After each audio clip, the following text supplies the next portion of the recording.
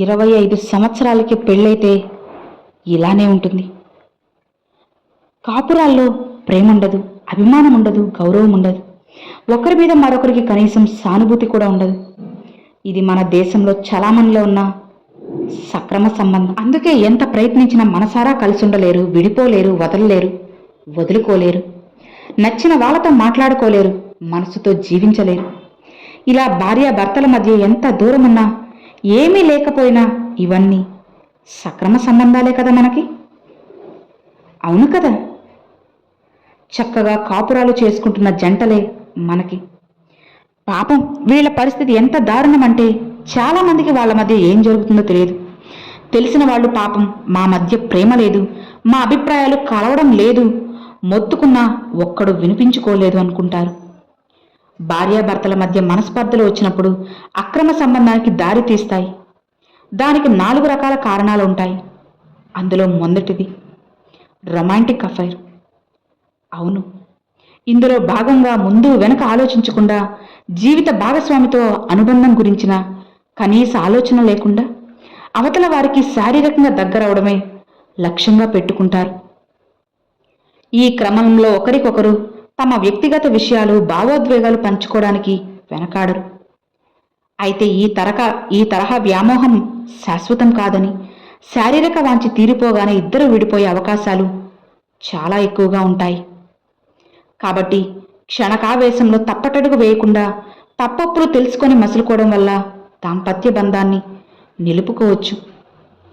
అయితే ఈ రోజుల్లో చాలామంది దంపతులు ఈ సమయం కూడా తమకు దొరకట్లేదని అంటున్నారు.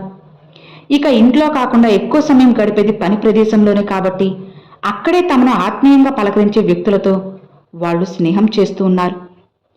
ఈ తరహా అనుబంధాలు ఇద్దరూ స్నేహితులుగానే ఉండిపోవచ్చు. లేదంటే ఒక అడుగు ముందుకేసి శారీరకంగా దగ్గరయ్యే అవకాశాలు అవి కూడా ఉంటాయి. ఏదేమైనా సరే దీనివల్ల దాంపత్య బంధానికే ముప్పు. కాబట్టి తెగేదాకా లాగకుండా సంయమనంతో ఆలోచించి మీ భాగస్వామితో మనసు విప్పి మాట్లాడేందుకు ప్రయత్నించండి. ఎంత బిజీగా ఉన్నా ఇద్దరూ కలిసి గడిపే ప్రత్యామ్నాయ మార్గాలు వెతుక్కొని మీలోని ఆలోచనలు అలానే భావోద్వేగాలను కలిసి పంచుకోవడం వల్ల అనుబంధానికి ఎలాంటి ముప్పు వాటిల్లకుండా జాగ్రత్త పడవచ్చు. అలానే రివెంజ్ అఫైర్.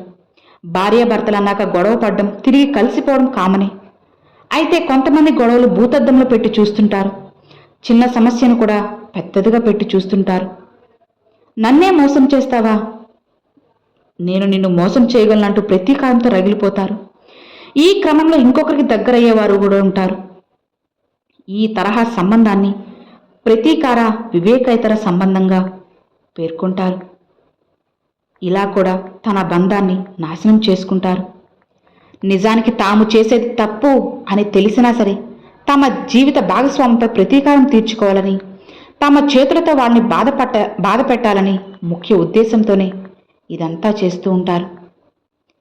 అయితే తమ కోపమే తమ శత్రువు అన్నట్లుగా ఈ ప్రతీకారం మీకు మీ భార్యాభర్తల మధ్య అనుబంధానికి ఏమాత్రం మంచిది కాదు. కాబట్టి తెలిసి తప్పటడుగు వేయకుండా ఆలు మగల మధ్య ఉండే సమస్యలను సామరస్యంగా పరిష్కరించుకోవడం మంచిది. దీనివల్ల 4 గోడల మధ్య ఉండాల్సిన వ్యవహారం నలుగురికి వెళ్లకుండా జాగ్రత్త పడవచ్చు. అలానే సైబర్ అఫైర్ వివాహం. ఇది ఒక నమ్మకం అయితే ఏళ్లు గడిచే కొద్దీ కొంతమంది దంపతుల మధ్య ఈ నమ్మకం సడులుతుంది. ఒకరిపై ఒకరికి ఆసక్తి తగ్గుతుంది. ఇందుకు ఒకరికొకరు సమయం కేటాయించలేకపోవడం, శృంగారం విషయంలోనూ ఒకరికొకరు దూరంగా పెట్టడం, అసూయ, ద్వేషాలు వంటివి ఇలా కారణమవుతూ ఉంటాయి. ఈ సందర్భాల్లో కొంతమంది తమతో ఆత్మీయంగా మాట్లాడే వాళ్ళకి దగ్గరవుతారు. ఇది ప్రత్యక్షనే కాదు, ఆన్లైన్లో వేదికగాను జరగచ్చు. ఈ తరహా వివేహాతర సంబంధాలను సైబర్ అఫైర్ అని కూడా అంటూ ఉంటారు. జాగ్రత్తగా ఉండాలి.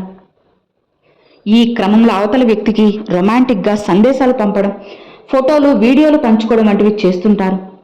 అయితే శాశ్వతమైన పెళ్లి బంధాన్ని, జీవిత భాగస్వామిని వదిలేసి ఇలాంటి అక్రమ మార్గాన్ని అనుసరించడం వల్ల నష్టపోయేది పూర్తిగా మీరే అని ఆలోచించండి.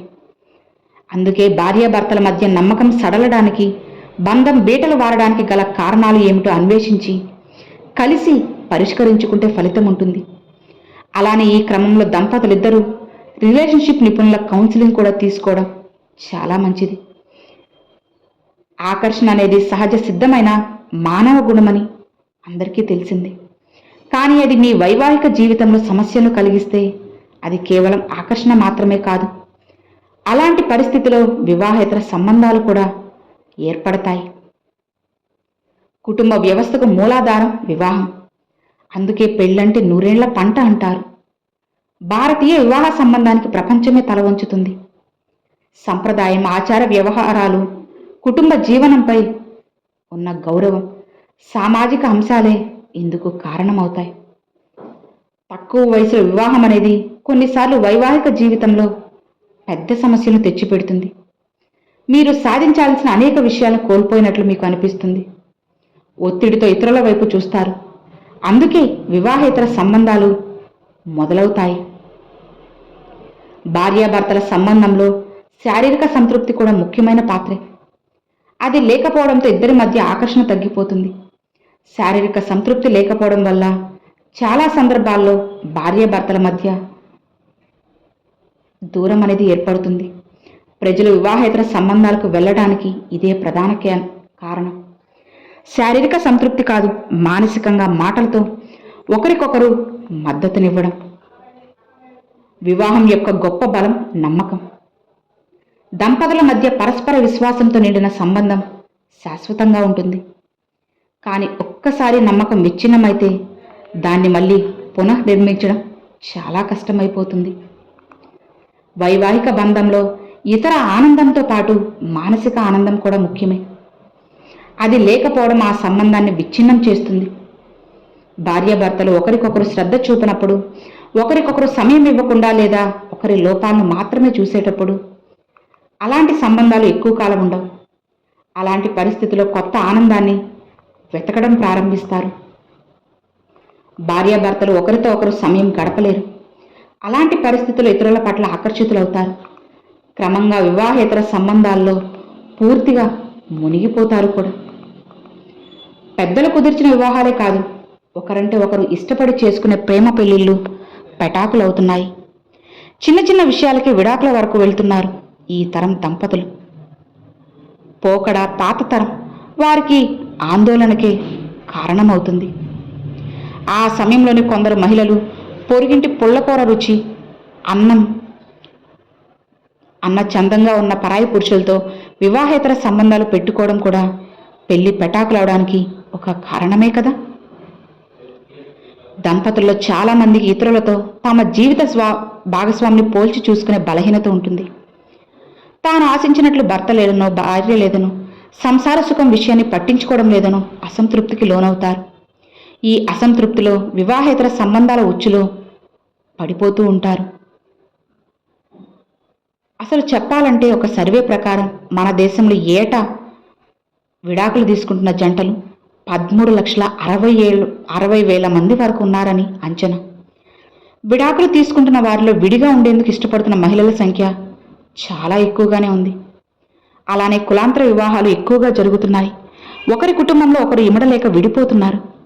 ఒంటరిగా ఉండే మహిళలు కూడా పరాయి పురుషుని సాన్నిహిత్యాన్ని కోరుకుంటున్నారు. చిత్త చాపల్యం వల్ల అక్రమ సంబంధం కోరుకుంటారు కొందరు. అవతలి వారిలో అందం ఎక్కువనో, తన అవసరాలకు ఉపయోగపడతారనో అక్రమ సంబంధాలకు ఒడిగడతారు. అవతలి వ్యక్తి చాతుర్యంగా మాట్లాడినా ఈ పరిస్థితి ఏర్పడుతుంది. కొందరు ఉద్యోగ ఉపాధి అవసరాలు ఆసరా చేసుకుని అక్రమ సంబంధానికి లోబడతారు. పేదరికం వల్ల కొందరు జల్సాల కోసం మరికొందరు ఇలాంటివి చేస్తారు. ప్రచార వినోద మాధ్యమాల ప్రభావం కూడా ఒక కారణమే. చెడు స్నేహాలు కూడా అక్రమ సంబంధాలకు దారితీస్తాయి. కాబట్టి మంచివారితో స్నేహం చేయండి. ఒంట్లో ఓపిక తగ్గో లేక పనిలో పడో భార్యను నిర్లక్ష్యం చేయడం, తను పెళ్లి చేసుకున్నప్పుడు ఎంత హుషారుగా ఉన్నారో, అప్పట్లో మనకి ఎన్ని కోరికలు ఉన్నాయో, ఇప్పుడు ఆమెకు అలా ఉంటుందని తనకంటూ కాస్త సమయం కేటాయించాలని ఆలోచించరు. ఆ సమయంలో భర్త ప్రేమకి ఆదరణ కరువై అక్రమ సంబంధాలకు దారితీస్తుంది. జాగ్రత్త. తప్పు చేసేటప్పుడు తీయగానే ఉంటుంది, శిక్ష అనుభవిస్తున్నప్పుడే బాధగా ఉంటుంది. ఇలాంటి దుష్పరిణామాలు ఉండకూడదు అనే భారతీయ సంస్కృతి సీతారాముల జీవితాలను ఆదర్శంగా తీసుకోవాలని చెబుతారు. వివాహేతర సంబంధాల విషయంలో జరిగేది ఇది. పురుషుడికి అలానే స్త్రీకి పెళ్లి అనేది ఎన్నో ఆశలతో ముడిపడిన అంశం. ఎప్పుడైతే జీవిత భాగస్వామి తను కోరుకున్న విధంగా వారి పట్ల ఉండరో అప్పుడే మనసులో తెలియని దూరం వచ్చేస్తుంది. మనిషికి ఎక్కడైతే సంతోషం లభించదో ఆ సంతోషం ఇంకొక చోట వెతుక్కుంటారు. జీవిత భాగస్వామి దగ్గర ప్రేమ సంతృప్తి పొందనప్పుడు ఆ ప్రేమ ఆ సంతృప్తిని ఇంకొకరి దగ్గర వెతుక్కోవడం జరుగుతుంది. అప్పుడు బంధం దూరం అయిపోతుంది. ఒకరి పట్ల ఒకరు నిజాయితీగా ఉండండి. నమ్మక ద్రోహానికి పాల్పడింది మీరే అయితే సాకులు చెప్పడం లేదా మీ భాగస్వామిని నిందించడం మానేయండి. మీ చర్యలకు దానివల్ల కలిగిన మనస్తాపానికి మీరే బాధ్యత. ఒకవేళ మీరు నమ్మక ద్రోహానికి గురై ఉంటే మీ భాగస్వామిపై అరవవద్దు, దూషించొద్దు. అప్పుడే మీ భాగస్వామి మీతో అరమరికలు లేకుండా స్వచ్ఛంగా మాట్లాడగలరు. పాత అలవాట్లు విడిచిపెట్టి కొత్త అలవాట్లు పెంపొందించుకోండి. నమ్మకాన్ని తిరిగి సంపాదించుకోండి. ఏం చేస్తే బాగుంటుందో ఒకరినొకరు ప్రశ్నించుకోండి. అవన్నీ ఒక చోట రాసుకుని ఆచరణలో పెట్టండి. అంతేగాని మీ రోజువారి పనుల్లో ఇద్దరూ కలిసి ఆనందించగల కొన్ని కార్యకలాపాలు కూడా ఉండేలా చూసుకోండి. జీవితాన్ని మంచిగా జీవించండి. జీవితం ఎవరికి కూడా అంత సులువైంది కాదు కదా.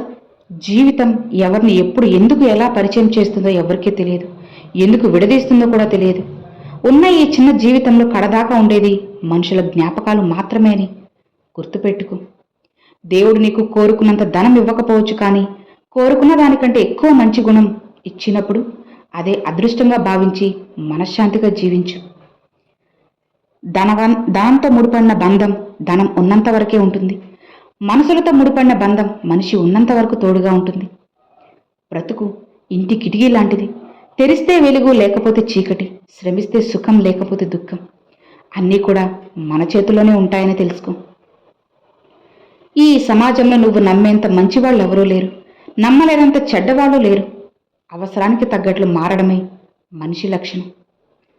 మనం వినేది చూసేవన్నీ నిజాలు కాదు. ఒకరు తప్పించుకోవడానికి ఇంకొకరిని బలి చేస్తారు, అంతే. తప్పు ఒక పేజీ అయితే బంధం అనేది పుస్తకం లాంటిది. కాబట్టి ఒక పేజీలో జరిగిన తప్పు కోసం మొత్తం పుస్తకాన్ని వదులుకోవద్దు. మనిషికి ఆశ ఎక్కువ. దేన్నైనా కావాలంటే కాలానికి అనుభవం ఎక్కువ. ఎవరికి ఏది ఎప్పుడు ఇవ్వాలో అది మాత్రమే అందిస్తుంది. ఏంటో కొన్ని విషయాలు పట్టించుకునేంత పెద్దవిగా ఉండవు, వదిలేసేంత చిన్నవిగా ఉండవు, కానీ పదే పదే గుర్తొస్తూ మనసుని పాడు చేస్తాయి. కోపం వల్ల కోల్పోయేది చాలా ఉంటుంది.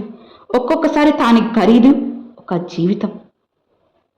ఇప్పుడున్న సమయం కాదు, గడిచిన రోజులు జ్ఞాపకాలను, అనుభవాలను గుర్తు చేస్తాయి. కానీ కదిలి వెళ్ళిన కాలం పెరిగే వయసుని, తరుగుతున్న ఆయుష్ని గుర్తు చేస్తుంది. నువ్వంటే అభిమానం లేనివారు, నిన్ను తక్కువ చేసి చూసేవారు, నీకు విలువ ఇవ్వనివారు నీకు దూరం కావడం నీకు గొప్ప వరం. నిజాయితీ అనేది ఒక వ్యక్తి తనకు తానుగా మలుచుకున్న గొప్ప అలవాటు. అది అందరి దగ్గర నుండి వచ్చేది కాదు. ఒక ఆడపిల్ల తన భర్త మంచివాడైనా భరిస్తుంది, చెడ్డవాడైనా భరిస్తుంది. కానీ ఏ సమయంలో ఎలా ఉంటాడో తెలియని భర్తను భరించలేదు. ఒకవేళ తను భరిస్తుంది అంటే మాత్రం కేవలం తన పిల్లల కోసం మాత్రమే. అర్థం చేసుకోకుండా ఎవరిని ఎంచుకోవద్దు. అపార్థం చేసుకుని దూరం చేసుకోకు. ఎలాంటి బంధానికైనా కొద్దిగా సమయం ఇస్తేనే కదా అవతల వారి మనస్తత్వం తెలిసేది. మనకైనా ఎదుటి వారికైనా ఆగి ఆలోచించి ఆచరణలో పెట్టండి. నీకు బాగా దగ్గర వారు ఎవరో తెలుసా? నీకు ఎవరిని కలిసినప్పుడు ఆనందం కలుగుతుందో వారు కాదు, ఎవరిని కోల్పోయినప్పుడు బాధ కలుగుతుందో వారే నీకు దగ్గర వాళ్ళు. ఎన్ని కష్టాలు వచ్చినా ధర్మం వైపు నిలబడి బ్రతకమని రాముడు చెబితే, ఏం చేసినా సరే ధర్మాన్ని ఎలా నిలబెట్టాలో కృష్ణుడు చెప్పాడు. దూరమైనప్పుడు వచ్చే బాధ కన్నా గుర్తు వచ్చినప్పుడు వచ్చే బాధ ఎక్కువ. నువ్వు ఎవరినైనా ప్రేమిస్తే ఇలా ప్రేమించు. మన చేతికి, మన కన్నుకి ఉన్న ప్రేమలా చేతికి దెబ్బ తగిలితే కన్ను ఏడుస్తుంది, అదే కన్ను ఏడుస్తుంటే చెయ్యి తుడుస్తుంది కదా. క్షమాపణ కోరడం అంటే మనం తప్పు చేసినట్లు కాదు, అవతలి వాళ్ళు ఒప్పు చేసినట్లు కాదు, మనం మన బంధానికి విలువ ఇస్తున్నామని అర్థం. జవాబు దొరకని చోట ప్రశ్న వేయడం తప్పు. జవాబు ఇవ్వకూడదు అనుకునే వారికి అసలు ప్రశ్నలు కూడా పెద్ద తప్పే కదా. అవునా? కష్టం లోతు తెలిసిన వాడే ఆనందం అంచు చూడగలడు. జీవితంలో నిజంగా ఏడ్చిన వాళ్ళు మాత్రమే నిజంగా నవ్వగలరు. తెలియంది తెలుసుకుంటే జ్ఞానం, తెలిసింది దాచుకుంటే అజ్ఞానమే కదా. ఎంత చదివామనేది కాదు, ఆ చదువుకు ఎంత సంస్కారం నేర్పించామన్నది ముఖ్యం. ఆనందాన్ని మించిన ఆరోగ్యం లేదు, చిరునవ్వుని మించిన సంపద లేదు. ఎదురు పడితే పలకరించేవారు ఇందులో ఉంటారు, కానీ ఎదురు చూసేవారు ఉండటమే మన అదృష్టమని గుర్తుపెట్టుకో. అర్థమైంది కదా? Thanks for watching friends.